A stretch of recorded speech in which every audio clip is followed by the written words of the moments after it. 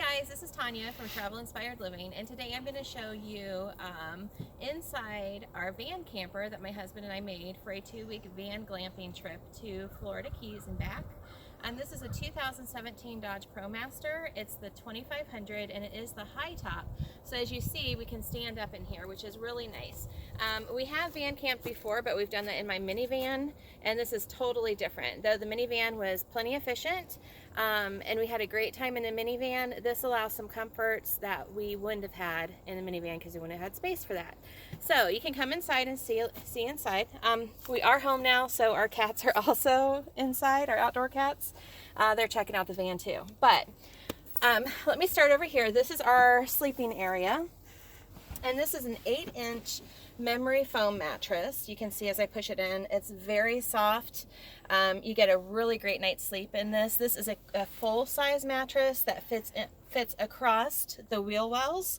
So my husband has built a wood platform, and let me see if I can show you. Here's the wood platform that he built, and underneath he has it partitioned off, so we have all of our storage underneath of here.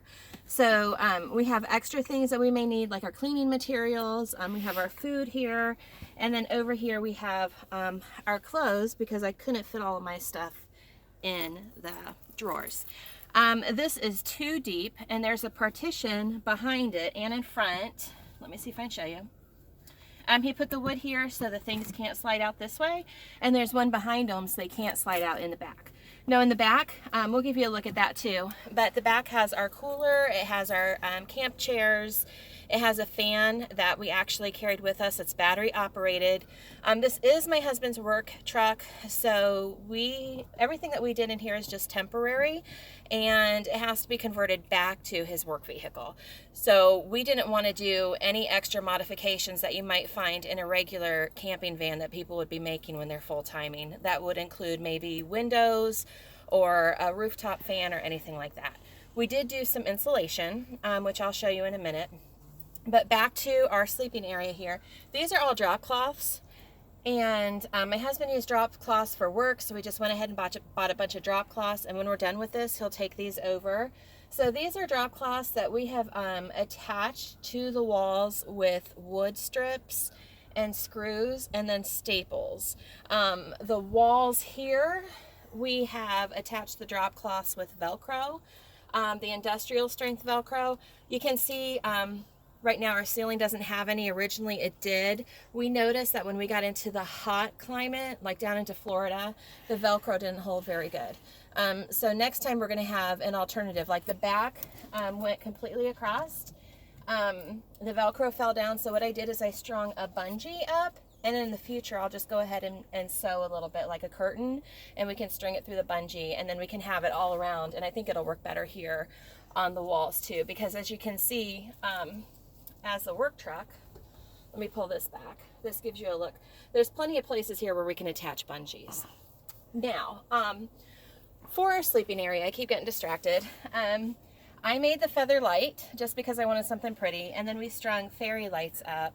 This actually gave us enough lighting when we stopped at a campground in the evening. That, and then I bought like the lights that you just tap and turn on that I'd found at the Dollar Tree. I prefer these because of the type of light. The ones from the Dollar Tree really looked artificial, and they were like a yellowish, so I didn't care for that as well. I got the pillows and everything from Hobby Lobby, and some of them were from our bedroom that I just stole. My husband wished we wouldn't have used as many pillows because we had to move them every night and then put them back on the bed. So this is my office here. This has my computer and all of the things that I would do to work on the road. And then we bought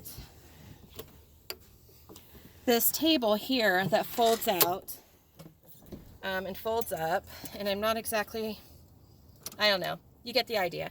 But I bought this so when I was sitting in the chair, I could actually use the table. And that's just something we found at Walmart for like $30, $20 or $30. We have this little chair here that we had taken from inside the house. And then I bought a poof just to make it comfortable. The rug here on the floor is actually from Ruggables. Here, let's just put this out here. I can move it. Yeah, just throw it out there. And I can edit the video, honey. So okay. Just throw it. I thought you wanted to show it. No, that's okay. The rug is from Ruggable, and the nice thing about the rug is that you can sweep it off really easily with a broom. And we were in areas where we were hiking, so it got dirty. We were in areas where it was sandy from the beach, and so definitely taking the broom along with us was a must that I really advise. The nice thing about it, now that we're home, is, show it down here.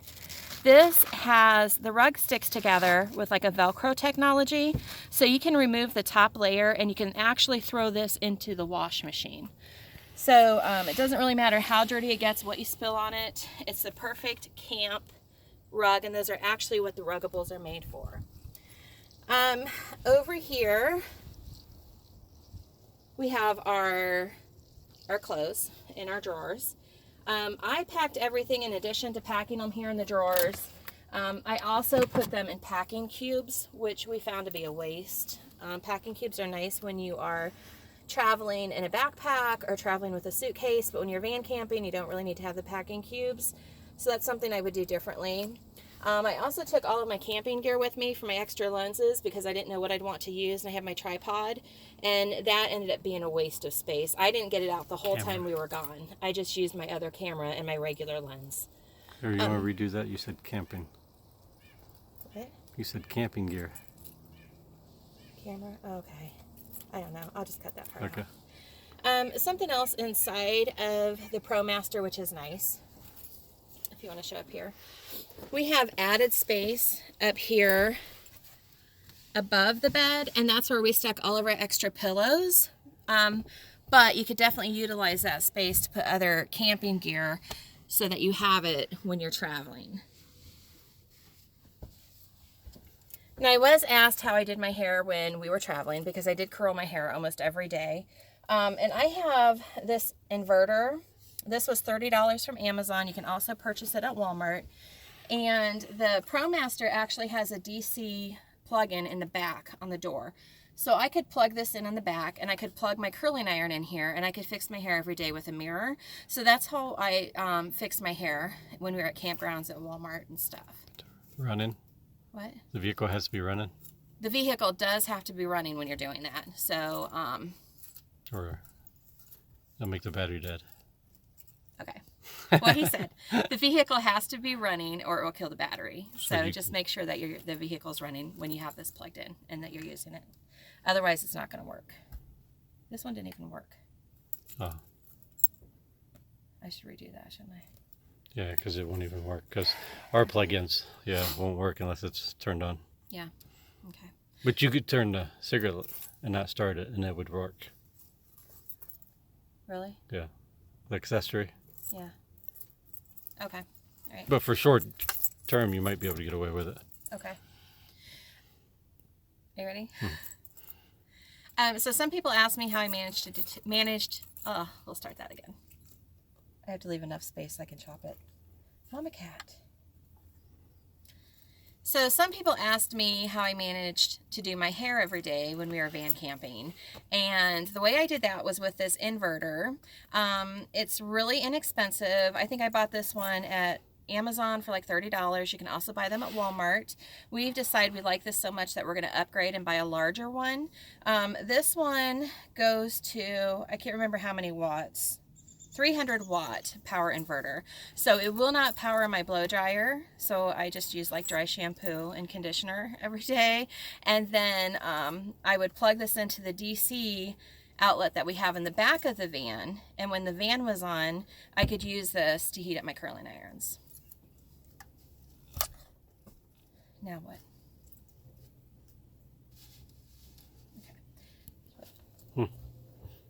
I've also had a question about going to the bathroom when you're sleeping like at Walmarts and places that you may not want to get up in the middle of the night and go into the building. So what we have, oh my goodness, this cat.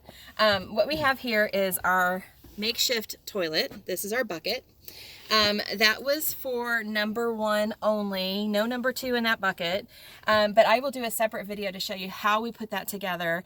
And basically it's just trash bags and kitty litter, and then you're able to pee in there. It doesn't make any noise and it doesn't smell, and you can just pull the bag out and throw it away later. So it was very convenient instead of going to Walmart's in the middle of the night to go to the restroom when we were at a Walmart or even at a campground and getting out. We liked having that option so much that we are considering getting like a portable toilet at some point for when we're van camping, just for number one. Number two will be disgusting. So something else I bought for the van is just this little thing here. And I had originally planned to fill this up while we were gone with postcards and brochures. And then I decided I didn't really need the clutter. But I really do like this, that when we were traveling, we could just put mementos from some of the places that we had been. So now we will give you a look in the back of the van so you can see what that looks like. Did I talk about everything in here? Mm-hmm.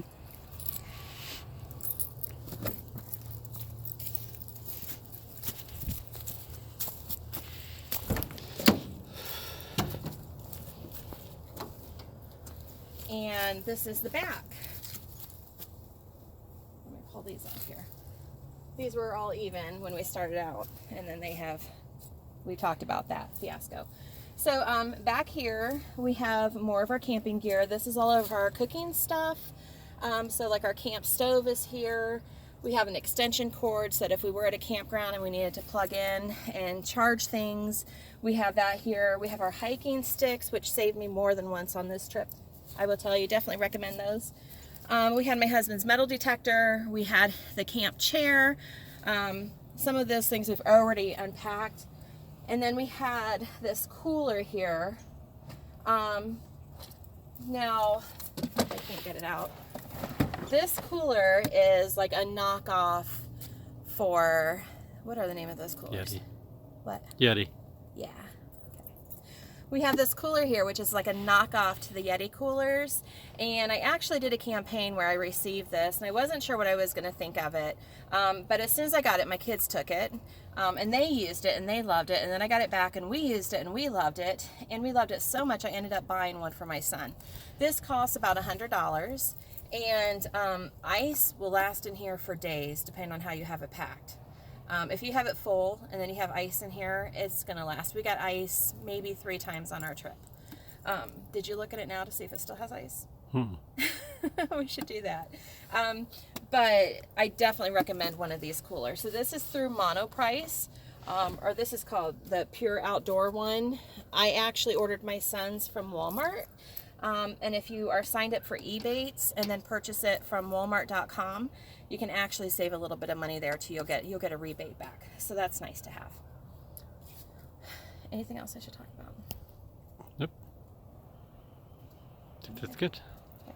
Well, thank you for following along on our van camping experiment. This is the first of many van camping trips that we have planned.